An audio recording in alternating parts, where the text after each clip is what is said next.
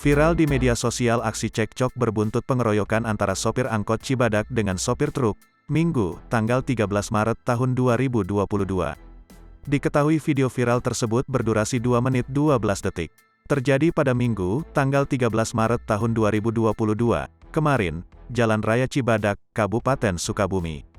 Terlihat ada beberapa supir angkot, satu diantaranya memegang kayu dan dua rekannya menyuruh sopir truk tersebut turun. Turun keluar heula sakedeng. Turun keluar dulu sebentar, sambil memukul mobil truk dan menyebutkan kata binatang. Ujar salah seorang sopir angkot kemudian, supir angkot pun menjawab, dagoang turun. Wani mah tong ngarempuk wani mah sorangan-sorangan. Kalau berani jangan keroyokan, sendiri-sendiri, kata sopir truk. Kemudian setelah sopir truk tersebut turun, tiba-tiba sopir truk langsung dipukul menggunakan kayu dan dipukul hingga dikeroyok oleh 3 orang supir angkot jurusan Cibadak, Cisaat.